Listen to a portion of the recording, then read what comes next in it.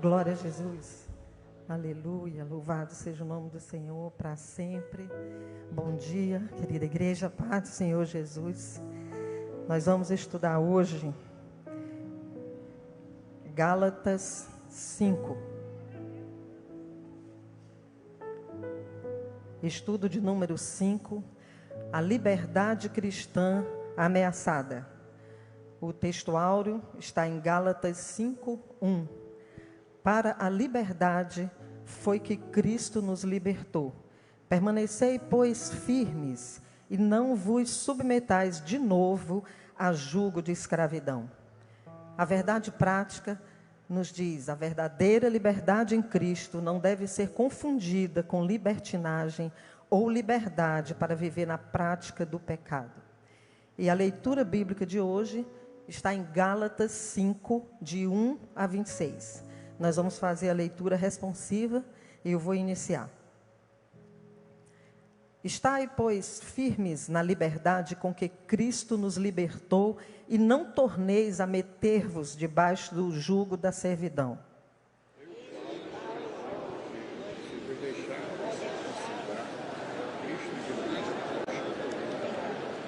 E de novo protesto a todo homem que se deixa circuncidar, que está obrigado a guardar toda a lei.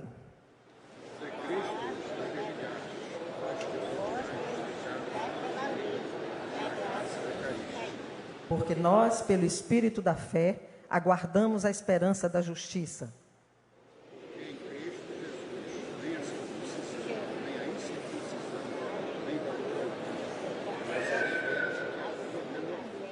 Corrieis bem. Quem vos impediu para que não obedeçais à verdade? Um pouco de fermento leveda toda a massa.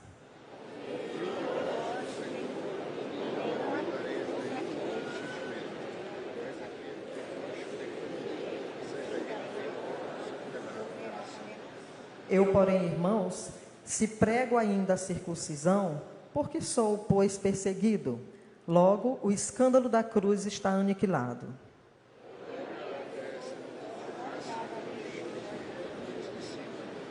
Porque vós, irmãos, fostes chamados à liberdade. Não useis, então, da liberdade para dar ocasião à carne, mas servir-vos uns aos outros pelo amor.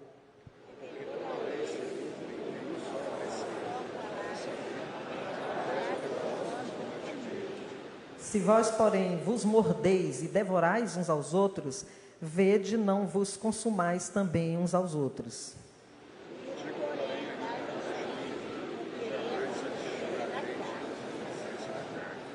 Porque a carne cobiça contra o espírito, e o espírito contra a carne, e estes opõem-se um ao outro, para que não façais o que quereis.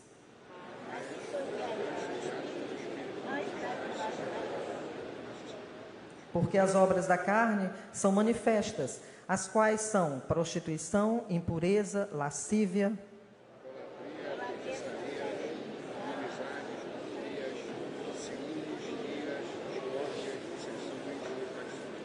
invejas, homicídios, bebedices, glutonarias e coisas semelhantes a estas, acerca das quais vos declaro, como já antes vos disse, que os que cometem tais coisas não herdarão o reino de Deus.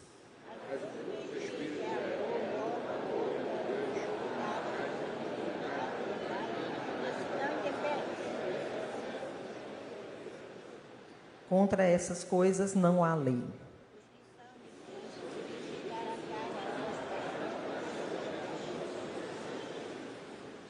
Se vivemos no Espírito, andemos também no Espírito. E vamos terminar juntos. Não sejamos cobiçosos de vanglórias, irritando-nos uns aos outros, invejando-nos uns aos outros. Senhor, nosso Deus, o nosso Pai, louvado seja o Teu nome para sempre. Te agradecemos, Senhor, pela liberdade que nós temos em Ti. Muito obrigada, Senhor, por estarmos na Tua casa, pela Tua palavra que é tão rica e tão maravilhosa para nós. Nós te agradecemos e te pedimos que nessa manhã o Senhor fale conosco, que a Sua palavra, Senhor, more no nosso coração, que possamos realmente guardá-la para não pecar contra Ti. Em nome de Jesus, amém. Meus irmãos, a lição de hoje, o título, como já foi lido aqui, a liberdade ameaçada, né? Então, vamos falar um pouco aqui na introdução sobre liberdade. Liberdade é uma linda palavra. Na verdade, são duas lindas palavras que eu considero: liberdade e justiça. São palavras que, na verdade, são valores. São dois direitos dos quais não se pode abrir mão e sobre os quais repousa um conceito de vida digna. Ter dignidade é ser livre, é ter liberdade e é ter direito à justiça. A liberdade é um direito fundamental de todo ser humano. Sem liberdade não há vida digna. Portanto, quem entende assim, que só existe vida e só vale a pena ter vida, a vida digna, quem entende dessa forma, entende que só tem vida quem é livre, quem pode ser livre. E a liberdade, ela se traduz em ser livre para ir e vir, por exemplo, ser livre para fazer escolhas. É a liberdade de crença, liberdade para fazer algo e também para deixar de fazer, liberdade para trabalhar e ter o seu próprio sustento. Isso é maravilhoso, é o essencial para se viver e viver bem. Quando nós falamos na liberdade em geral, que é o que eu estou falando aqui, antes mesmo de falar na liberdade cristã, que é a que nós vamos estudar, como está na lição, nós temos que enfatizar o seguinte: que a responsabilidade, ela deve acompanhar a liberdade. Então, é liberdade com responsabilidade. Essa frase que está no nosso estudo de hoje, nós vamos avançar, é uma frase, vamos dizer assim, é um título que muito me toca, porque quando eu fiz pela primeira vez o vestibular, e hoje a gente chama de Enem, já há alguns anos, mas no meu tempo era vestibular. E o pastor Itamar está aqui, sabe, porque nós fizemos juntos esse primeiro vestibular. Eu tinha só 16 anos. O tema da redação do vestibular naquela época, na Universidade Federal do Piauí, era esse: liberdade com responsabilidade. E eu era muito jovem, mas como eu tinha uma formação cristã, já não tive dificuldade em dissertar sobre esse tema e me marcou muito a minha vida. Eu gosto muito, por sinal, de ler sobre isso, de meditar sobre isso. Então, a liberdade, ela deve ser exercida de maneira responsável e respeitosa. O respeito é uma outra palavra, é um outro valor, vamos chamar assim, muito importante, porque ele é o alicerce fundamental para uma sociedade harmoniosa, a aceitação das pessoas, da diferença entre as pessoas, né? Da diferença das pessoas. A liberdade, então, ela não é absoluta. Há limites, restrições que são necessários para garantir a segurança e o bem-estar de todos, porque todos merecem ter liberdade, devem ter, né? Então, para que todos sejam livres e possam ter a vida digna, todos devem ter liberdade. É um direito de todos, assim como a justiça. E nós temos que usar e viver em liberdade de maneira sábia e ética. A ética vai ser tratada aqui na lição. Estava lendo sobre uma outra fonte para enriquecer o estudo de hoje, e muito se tratou sobre ética ali naquele estudo. Então, nós precisamos viver, usar a nossa liberdade de maneira sábia e ética. A sabedoria. A Bíblia diz que o temor do Senhor é o princípio do saber. Então, nós temos que exercer a nossa liberdade com sabedoria e também eticamente. A ética, ela é um conceito da filosofia, podemos dizer que são princípios e valores que guiam o comportamento humano. Então, a ética, ela está diretamente ligada ao fator comportamental. E tudo isso nos faz lembrar realmente de justiça, de equidade. Que equidade é dar a cada um o que é seu, ser tratado com justiça, ter liberdade, ser tratado com justiça e equidade. A Bíblia diz: seja a vossa equidade notória a todos os homens, perto está o Senhor. Filipenses 4, 5. A Bíblia diz também, em Provérbios 21, 21, o que segue a justiça e a beneficência achará a vida, a justiça e a honra. E no Salmo 119, 142, a tua justiça é uma justiça eterna e a tua lei é a verdade. A liberdade cristã. A liberdade cristã é um conceito que se refere à liberdade que os cristãos têm, livres do pecado e da lei. É a liberdade de viver desconectado do pecado e da lei. É a liberdade de viver longe, livre do pecado e das suas consequências. É a liberdade de viver tentando resistir ao diabo, fugir da aparência do mal. Liberdade de ser justificado pela fé em Cristo e ter uma nova vida nele. Liberdade de não estar mais sob a lei como meio de salvação. Liberdade para viver mediante a graça, para servir a Deus, servir aos outros, para viver uma vida de amor e serviço. Liberdade cristã também requer responsabilidade. Implica em responsabilidade. Os cristãos devem usar sua liberdade de forma a honrar a Deus e de forma que ela seja benéfica para os outros. A liberdade cristã, ela é fundamentada no amor de Deus. Ela é o viver uma vida de amor e gratidão a Deus. 2 Coríntios 3,17 diz: onde está o Espírito do Senhor, aí há liberdade. Amém, irmãos? Vamos então aqui entrar mais diretamente na lição, na revista.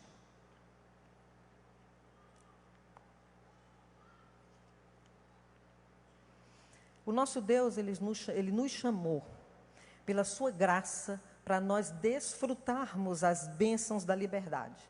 Todavia, essa liberdade, ela é uma liberdade que facilmente ela pode descambar para uma licenciosidade, que é o desrespeito e a transgressão deliberada. E o apóstolo Paulo, aqui em Gálatas, ele admoesta aquela igreja a moderar o uso da sua liberdade, por meio do exercício do amor a Deus e ao próximo, a servidão ao próximo. O que aconteceria naturalmente se as pessoas obedecessem o que diz aí no versículo 16, que nós já lemos: andai, não é? Andai no Espírito. Andai em espírito e não cumprireis a concupiscência da carne. Andai em espírito e você vai conseguir vencer essas obras da carne. E não praticá-las. Porque é preciso que nós entendamos, o povo de Deus entenda, que embora sujeitos ao pecado, nós não somos mais escravos do pecado.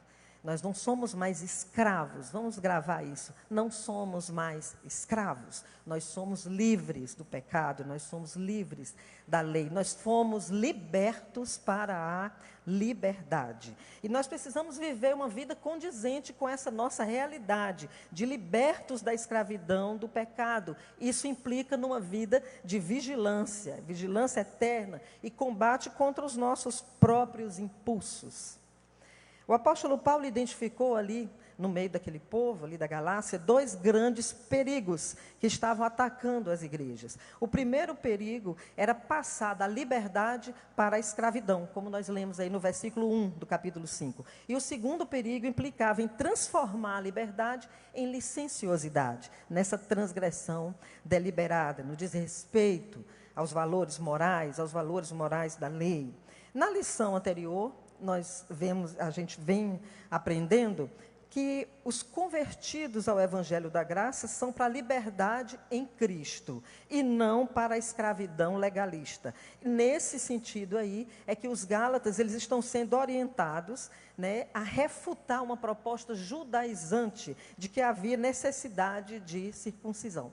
Então, o apóstolo Paulo está alertando que se fosse haver essa necessidade de circuncisão e eles entendessem assim, eles estariam invalidando o sacrifício de Cristo na cruz. Porque nós fomos, como está aí na lição, libertos para a liberdade. E falar assim, libertos para a liberdade, parece até uma redundância, mas no sentido espiritual não é. Porque no contexto da época, podia ser vendido um escravo, alguém comprava, e é como se fosse um mercado, né? No mercado ele era vendido, ele mudava de dono, mas a sua condição de escravo não mudava. Ele permanecia escravo, embora agora sob a servidão de um novo dono. Mas a nossa libertação em Cristo, ela não é assim. Ela nos tirou verdadeiramente da escravidão para sermos verdadeiramente livres. enquanto os missionários judaizantes, eles pregavam isso, que era necessário, a fé em Cristo, ela tinha que estar acompanhada da circuncisão e demais ditames da lei deles, Paulo pregava que o sacrifício de Cristo, foi suficiente, perfeito e definitivo, dispensando qualquer outro adicional, não é? O legalismo é voltar à escravidão. E alguém poderia ser justificado pela lei?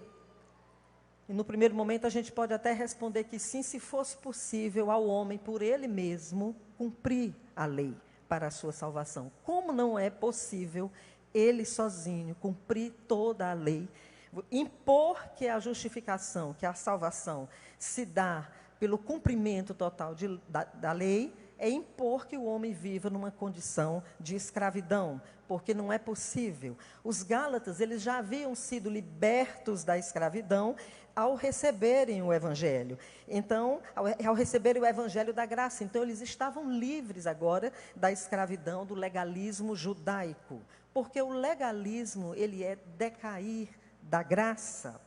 O fundamento do Evangelho da Graça, que é a morte expiatória de Cristo, é suficiente. A morte expiatória de Cristo é suficiente para a nossa justificação diante de Deus. E qualquer acréscimo em relação a isso é uma agressão, está fora do que a graça divina nos proporciona e daquilo que nós sabemos que é a graça divina. Então, os judaizantes, eles pregavam isso, que os cristãos eles seriam aceitos por Deus, não apenas por causa da fé, mas também pelo cumprimento de alguns rituais judaicos. E o apóstolo Paulo, ele está ensinando o quê? Que não é uma coisa e outra. Não, é uma coisa ou outra. Há uma incompatibilidade. Se tentarmos guardar a lei, não estamos reconhecendo a Cristo como Salvador. Então, não há um meio termo em relação a isso. E ele ainda chama muita atenção aqui no versículo que nós lemos, um pouco de fermento leveda toda a massa. Ele usa essa figura para dizer que não pode haver nem um pouquinho de heresia, nem um pouco de ensinamento errado, nada que agregue, que acrescente, que possa mudar tudo, possa mudar todo o sentido da nossa salvação através do sacrifício de Cristo, através da fé, e não pelas obras, e não pela lei. E nós devemos, irmãos, estar muito atentos a essas pequenas coisas. Eu sou muito adepta à leitura, eu incentivo muito meus filhos em casa, e sempre fui de ler muito, ler livros também, livros cristãos. Mas hoje em dia, e eu não estou aqui desincentivando os irmãos a ler, mas nós estamos vivendo um momento de muita informação. É informação de todo jeito, em todo sentido, inclusive informações acerca da nossa fé e da fé cristã. Então nós precisamos ser muito criteriosos em relação a isso, quando formos construir exatamente o nosso pensamento, aquilo que vamos ensinar, aquilo que nós vamos passar para os outros, para não agregarmos aí algum tipo de heresia, algum tipo de ensinamento que é da própria pessoa. A lição, a revista nos chama a atenção aqui, que os falsos mestres, eles nunca buscam aqueles que não conhecem a Deus. Eles buscam aqueles que já conhecem, porque a intenção da falsa doutrina e do falso mestre é exatamente misturar as coisas e fazer com que a sã doutrina, ela fique desacreditada, ou até agregar valores que não são valores expostos na palavra de Deus e muito definidos para nós,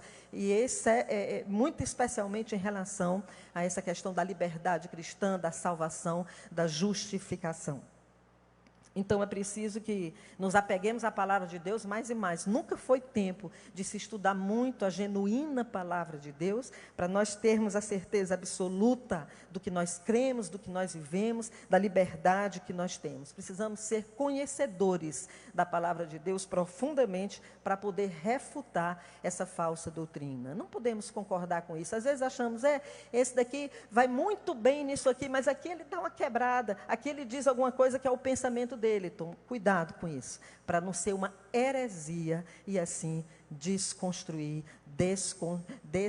acabar, destruir, né? Como ensinou aqui o apóstolo Paulo, um pouco de fermento leveda toda a massa. São pequenas coisas. Nós temos liberdade para fazer o bem. Há muitos cristãos que pensam que estar livre da lei e ser livre é não viver debaixo de nenhum limite. E aqui o apóstolo Paulo nos ensina, nesse capítulo 5, que existe um casamento entre a liberdade cristã e a santidade. E podemos dizer que há realmente uma estreita ligação entre a liberdade e a responsabilidade. O evangelho do reino, realmente, ele não produz nunca escravidão, em nenhum sentido. Ele é um inequívoco chamamento da graça para a verdadeira liberdade. E a liberdade cristã, a nossa liberdade, não é uma licença para pecar. Não, muito pelo contrário. A liberdade é de consciência para fazer o que é certo. É exatamente a liberdade para se abster do pecado. É a liberdade para não fazer o que não se deve fazer. O cristão salvo pelo sangue de Cristo, ele é livre para viver em santificação no poder do Espírito, como está aí no nosso estudo. Então, a liberdade cristã não é pecar. A libertinagem, começa aí esse tópico, é a ausência de valores morais. Então, a libertinagem ela é sempre uma perversão da liberdade cristã. Jesus nos libertou da lei, é preciso entender isso, irmãos. Jesus nos libertou da lei somente no sentido de que essa lei, ela não pode mais nos condenar. E há o pecador arrependido, é aquele que busca a santificação, porque ele sabe que sem a santificação ninguém verá a Deus, como está aí em Hebreus 12, 14. Mas há o pecador que ignora essa verdade e continua no pecado. Então o apóstolo Paulo nos exorta a não dar nenhuma ocasião à carne, nenhum poder à carne, pois a carne, ela aproveitará as pequenas oportunidades na nossa vida para mostrar a sua grande malignidade. A liberdade cristã, ela é fraternidade. Fraternidade, o amor deve ser praticado mesmo por nós que temos liberdade cristã. Tanto verticalmente, em relação a Deus, amar a Deus sobre todas as coisas, como horizontalmente, dedicando, um amor dedicado ao próximo. O termômetro que mede essa intensidade do amor na nossa vida está exatamente nessa disponibilidade que nós temos em servir, não importando quem seja. Um cristão verdadeiro, aquele que serve a Deus, que é verdadeiramente livre, ele considera-se servo dos seus irmãos, como está em Filipenses 2, 3. Cada um considera os outros superiores a si mesmo. Esse aqui é o grande valor de ser crente, é o grande valor que nós cristãos temos, é a humildade. Se nós formos pensar nisso racionalmente, até com inteligência, né? Andar em humildade, considerar os outros superiores, cada um considerar o outro superior a si mesmo, nós vamos ter uma vida muito boa. Imagine quando nós entrarmos aqui na obra da carne, nós vamos entender. Quando consideramos os outros superiores a nós damos uma afastada na nossa vida do orgulho, da soberba, da prepotência, das disputas, muitas vezes de viver mal, da falta de qualidade de vida, porque quem vive assim todo o tempo não vive bem, não é feliz, vive em função de outro e dá o direito ao outro de conduzir a sua vida. Então, quando nós nos consideramos assim e vivemos em humildade, e é isso que a palavra de Deus nos ensina, nós temos felicidade. Nós temos uma vida com qualidade, nós temos uma vida digna, nós temos uma vida em liberdade. É andar no Espírito, né? Andar no Espírito. Filipenses 2, 3. Cada um se considere, considere os outros superiores a si mesmo. A liberdade cristã, irmãos, ela vai além da lei. Além da lei, porque toda a lei se cumpre em um só preceito, a saber, amarás o teu próximo como a ti mesmo. Então, como nós já falamos aqui, nós fomos libertos da lei apenas no sentido de que ela não pode mais nos condenar. Mas Jesus, ele não aboliu a lei. E nós lemos isso em Mateus 5,17. Não cuideis que vim destruir a lei ou os profetas. Não vim destruir, mas cumprir. Não vim destruir, mas cumprir. Jesus é o cumprimento literal de tudo que a lei representava. Então, ao abraçar o Evangelho da Graça, ninguém pode imaginar que está desobrigado a obedecer os princípios morais, os preceitos morais da lei, a Bíblia Sagrada e toda essa verdade que nos é ensinada, essa forma de viver. Jesus veio para cumprir a lei. Então, nós precisamos ter essa noção. Nós cumprimos os preceitos morais e cumprimos amando a Deus e amando ao próximo como a nós mesmos. É uma verdadeira motivação de cumprir esses preceitos. As obras da carne e o fruto do Espírito. Nos versículos 13 ao 15, o apóstolo Paulo enfatizou que a verdadeira liberdade cristã se expressa no autocontrole. Vamos repetir, irmãos? Autocontrole, serviço de amor ao próximo e obediência à lei de Deus. A verdadeira liberdade cristã, ela se expressa, está aí na lição, no autocontrole, no serviço de amor ao próximo e na obediência à lei de Deus. E é possível viver assim? Como é possível vivermos dessa forma, expressando a liberdade cristã nas nossas vidas? A resposta é pelo poder do Espírito Santo. O cristão deve andar em espírito para não satisfazer os desejos incontidos da carne. Andar na carne e andar no espírito. Existe um embate entre a carne e o espírito todo o tempo. Trata-se de uma luta interna que se inicia a partir do momento que resolvemos obedecer à lei de Deus, obedecer à palavra de Deus, servir a Jesus. Quando nós decidimos isso, começa essa luta, esse conflito, essa incompatibilidade, não é? Entre o espírito e a carne. Contudo, andar em espírito resolve esse conflito. Após a conversão ao Evangelho da Graça, o homem, o ser humano, a mulher, ele só pode viver em novidade de vida, no poder do Espírito Santo. O espírito e a carne, eles têm desejos conflitantes. É verdade que nós temos essa natureza carnal, mas nós precisamos andar em espírito para que a gente possa vencer esses desejos que são incontidos em nós, para que possamos não dar lugar à carne, andar em espírito. O apóstolo Paulo estava muito preocupado com aquele povo lá da Galácia, aquela igreja, porque alguns gálatas estavam abandonando a liberdade e aderindo à escravidão legalista, e outros estavam transformando essa liberdade em licenciosidade, em liberdade para pecar, em fazer aquilo que não era para ser feito. Então, aí o apóstolo Paulo chama bem a atenção, que o espírito, que o fruto do espírito, o espírito e a carne,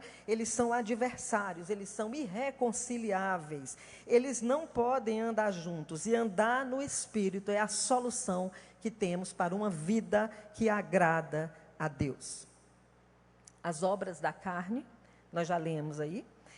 Depois de falar desse conflito, ele passa a falar aqui, o apóstolo, sobre as obras da carne. E ele usa a expressão no plural, obras. Quando vai falar do fruto do Espírito, é no singular, é o fruto, é um só. Porque as obras da carne, elas são produzidas por nós. São produzidas por nós mesmos. Então, é no plural, é a nossa velha natureza.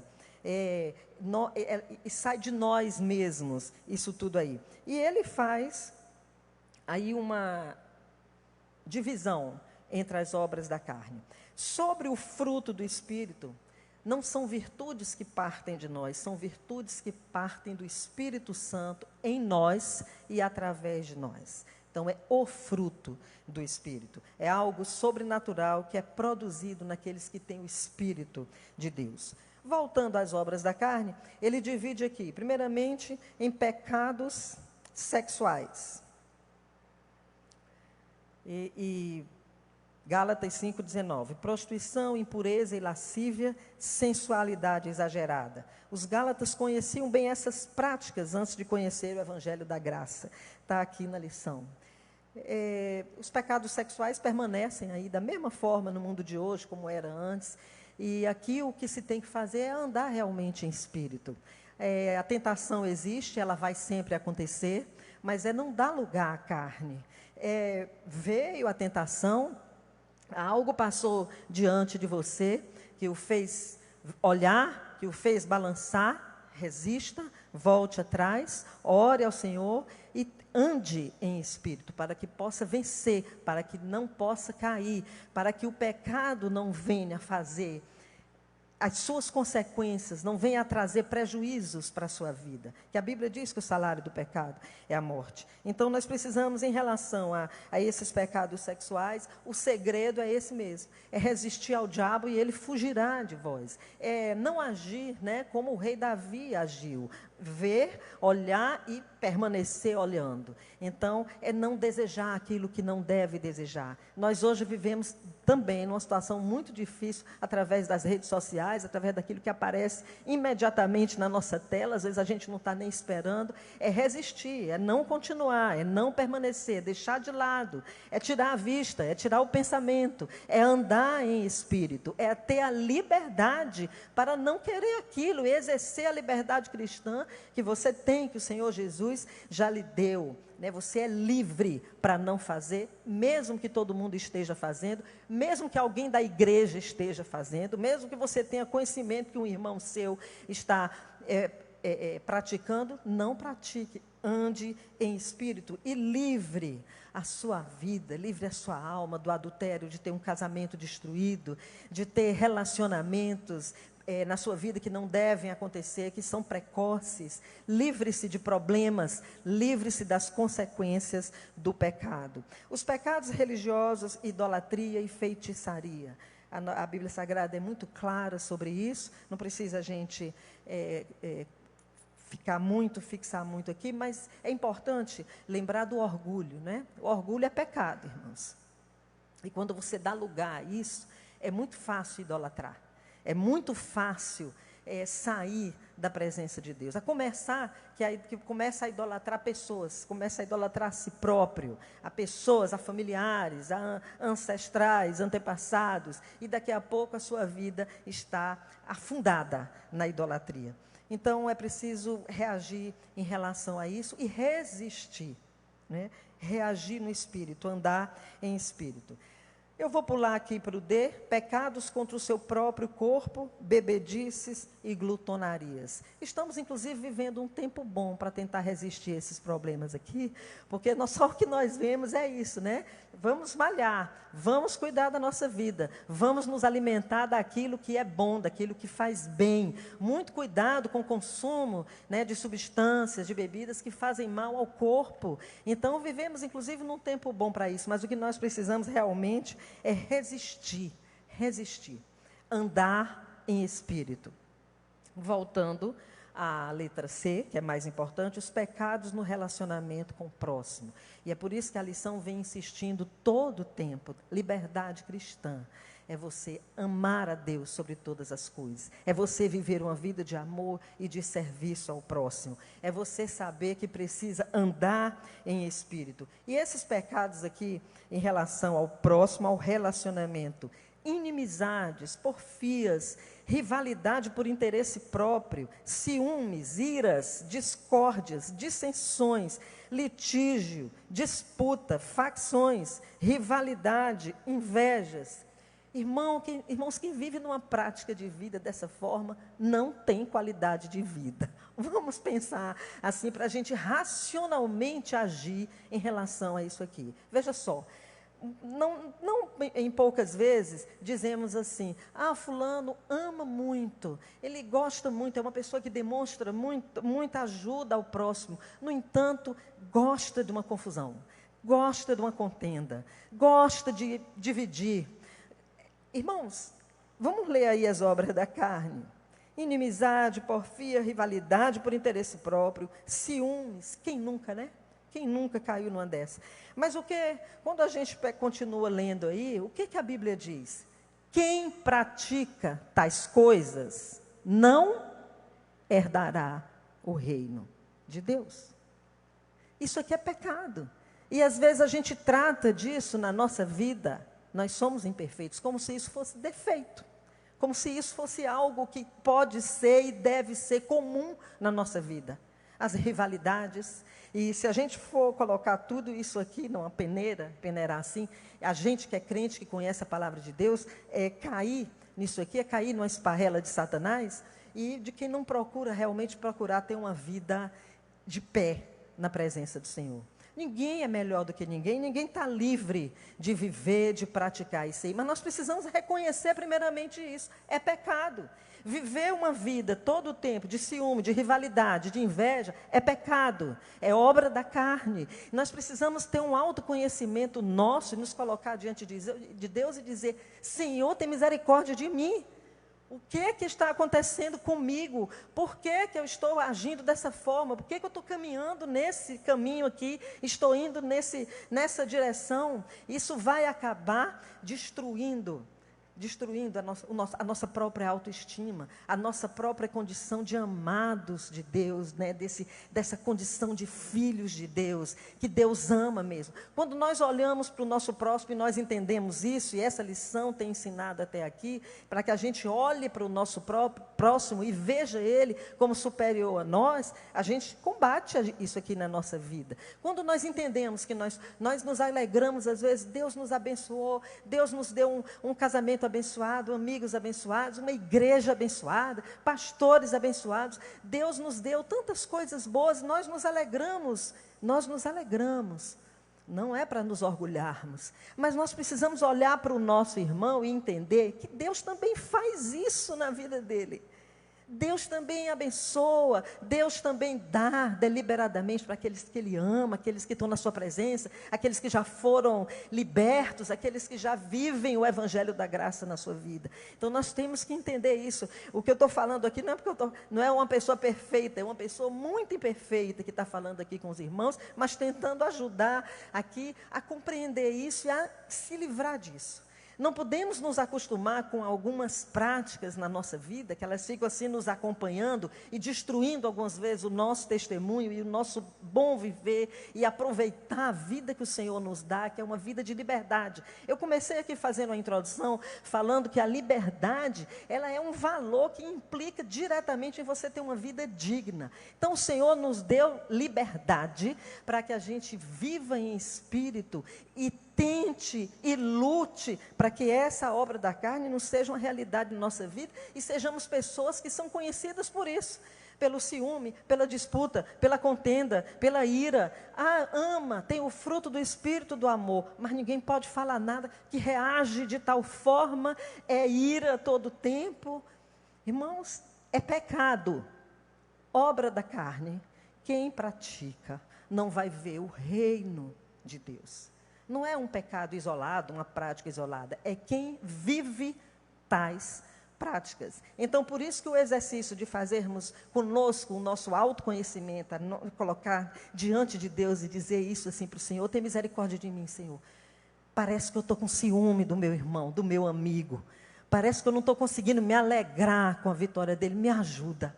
Me ajuda, tem misericórdia de mim, muda o meu coração, muda a minha prática, muda a minha mente, que eu sei que o Senhor me tem dado muito, e aquilo que eu coloco diante do Senhor, e for da sua vontade, for bom para mim, o Senhor vai me dar, porque eu também sou amada de Deus, assim como o meu irmão, porque eu considero o meu irmão, esse é o caminho aqui do apóstolo Paulo, superior a mim.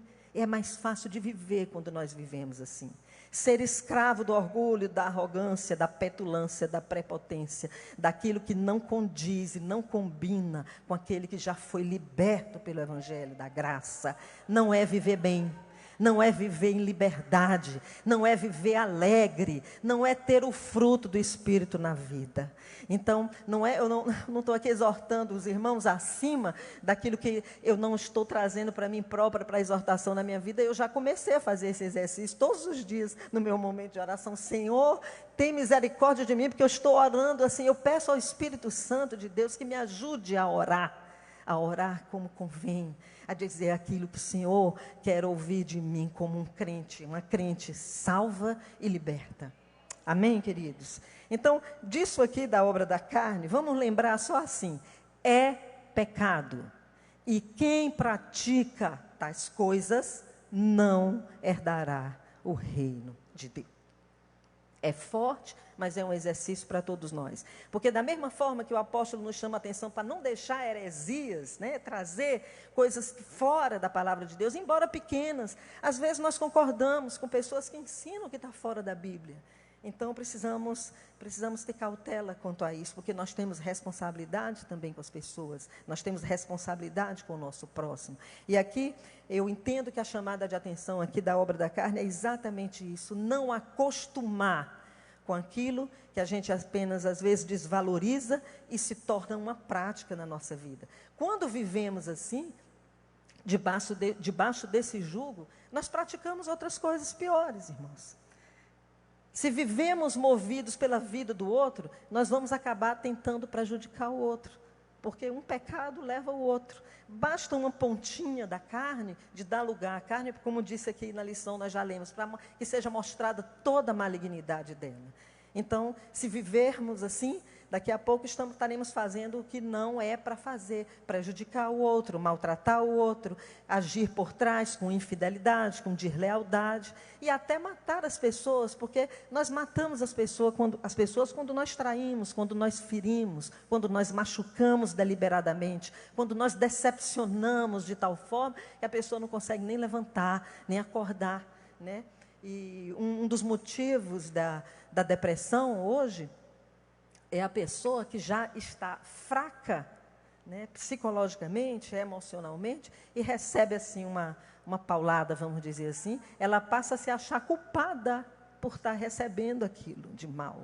E aí pronto, destrói a vida da pessoa. E depois que o mal está feito, irmãos, é muito mais difícil. Então, a gente que tem a palavra de Deus, que é bênção para a nossa vida, que a gente possa assimilar, guardar no coração e ter esse entendimento real do que é a liberdade cristã. Fugir da obra da carne.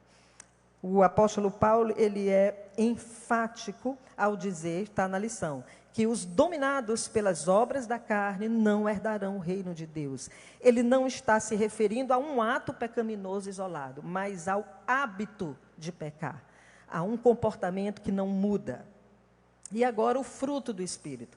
Existe um contraste entre as obras da carne e o fruto do Espírito. Como já disse, a obra é algo produzido pelo homem, o fruto do Espírito é o Espírito Santo em nós. É a obra, é o trabalho dele em nós. São 9 virtudes, como se fosse uma fruta, uma laranja, 9 gomos e um fruto só. Aqui na lição tem 1 a 1, amor, alegria, paz, longanimidade. Eu vou fazer um paralelo aqui com algumas outras características que eu anotei.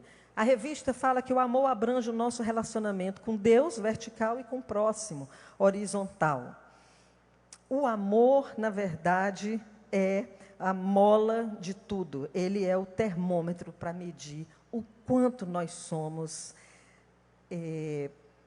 cristãos autênticos.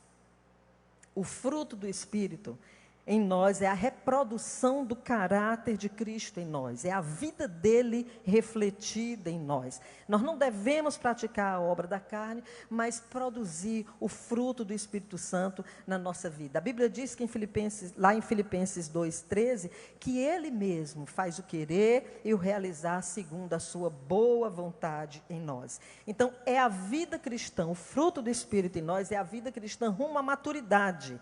E essa maturidade, ela é alcançada pela obra do Espírito Santo em nós. É tudo o fruto do Espírito Santo. Em Romanos 8:29, nós lemos o seguinte: porque o que dantes conheceu, também os predestinou para serem conformes à imagem de seu Filho, a fim de que ele seja o primogênito entre muitos irmãos. Em Efésios 4, 13 a 16, nós lemos assim: até que todos cheguemos à unidade da fé e ao conhecimento do Filho de Deus, a varão perfeito, à medida da estatura completa de Cristo, para que não sejamos mais meninos inconstantes, levados em roda por todo o vento de doutrina, pelo engano dos homens que com astúcia enganam fraudulosamente. Antes, seguindo a verdade em amor, cresçamos em tudo naquele que é a cabeça, Cristo, do qual todo o corpo, bem ajustado e ligado pelo auxílio de todas as juntas, segundo a justa operação de cada parte, faz o aumento do corpo para a sua edificação em amor.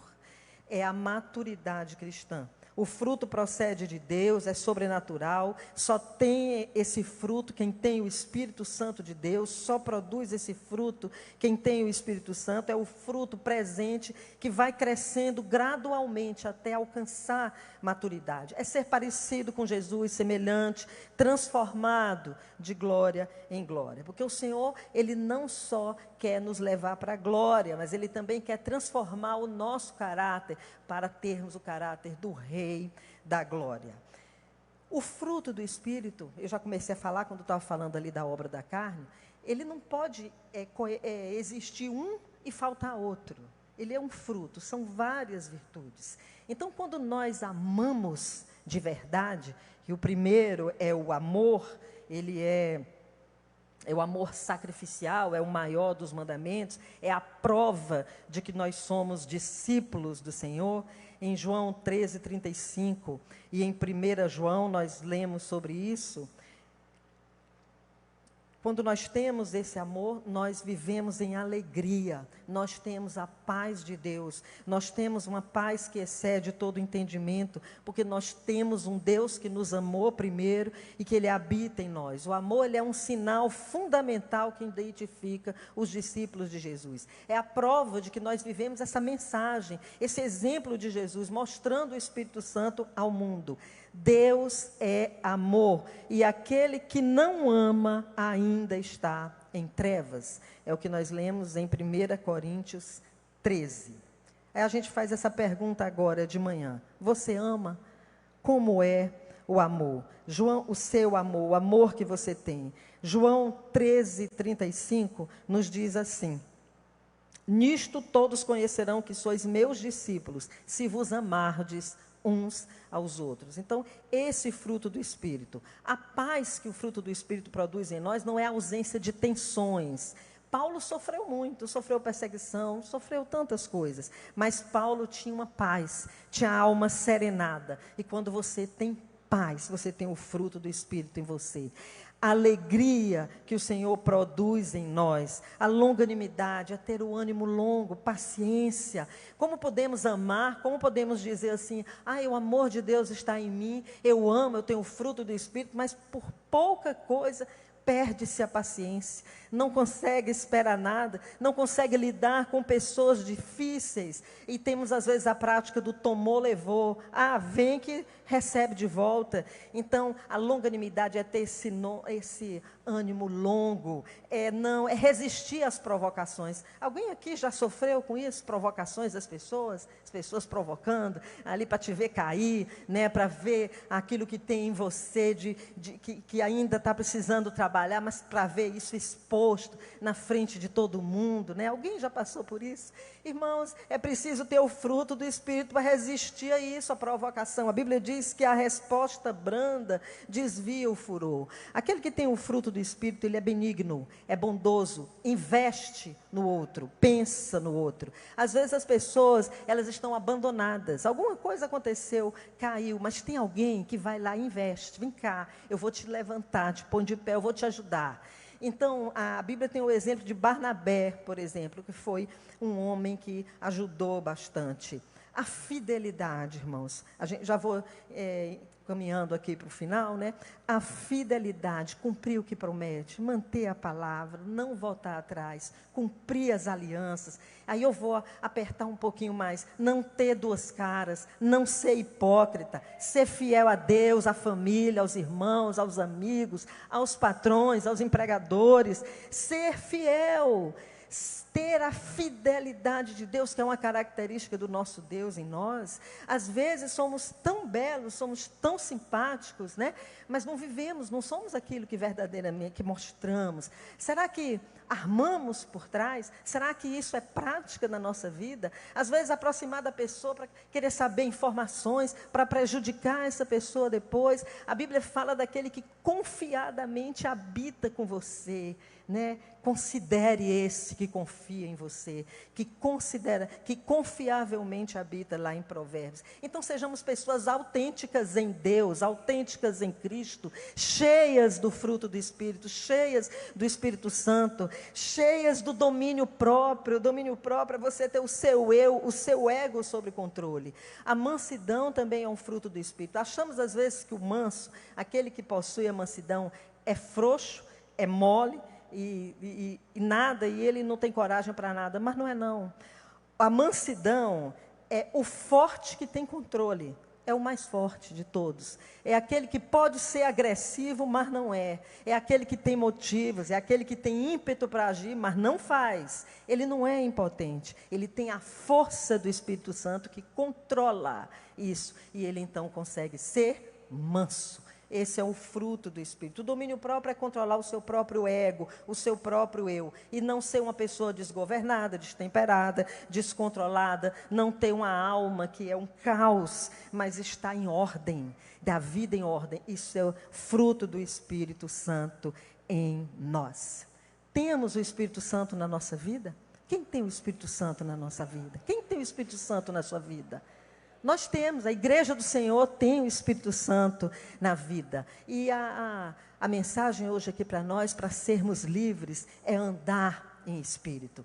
E se até aqui alguma coisa aconteceu, como eu também me reconheci tanto ontem, estudando essa lição, em tantas práticas, tantas vezes que nós não queremos, algo que não queremos fazer, mas temos a natureza velha ainda, nós temos ainda a natureza pecaminosa, nós já vivemos em novidade de vida, mas essa natureza do pecado está em nós, e nós precisamos saber disso e lutar contra isso. Às vezes, nós pensando assim, ali não agi, aí ali não foi, hoje de manhã não foi assim, mas recomece hoje, vire essa página da sua vida, faça tudo de novo, hoje reflita, hoje peça ao Senhor direção, entendimento, força para resistir, fale em humildade com o Senhor, conscientize-se de que nós, em primeiro lugar, precisamos mudar, precisamos de tratamento, precisamos conhecer a palavra de Deus.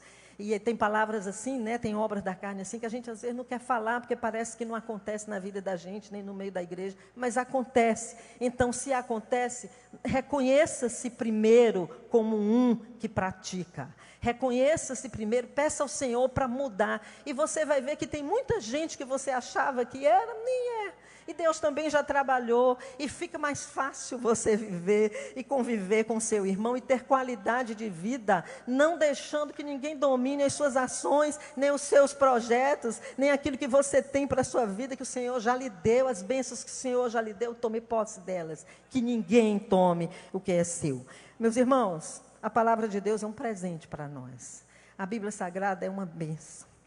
Cada vez que eu penso assim na palavra de Deus, eu fico emocionada mesmo, porque a palavra de Deus, ela nos cura, nos liberta, nos admoesta, nos coloca no caminho do Senhor. A palavra de Deus, ela nos ensina a sermos felizes, livres, libertos do pecado, libertos da lei, livres para servir a Deus e para sermos felizes, com qualidade de vida. Quem já ouviu falar em qualidade de vida? Quem quer ter qualidade de vida? Leia a palavra de Deus, ame a palavra de Deus, guarde a palavra de Deus no seu coração e tome posse e viva feliz e livre na presença do Senhor, andando em espírito. Ame o seu próximo, enxergue nele você, enxergue ele superior a você. Você vai ver como os seus relacionamentos serão muito melhores e a sua vida será uma vida de muito mais qualidade. Amém? Que Deus nos abençoe hoje, sempre, e que essa palavra seja realmente bússola para os nossos corações, para a nossa vida, para a nossa família. Amém? Deus abençoe.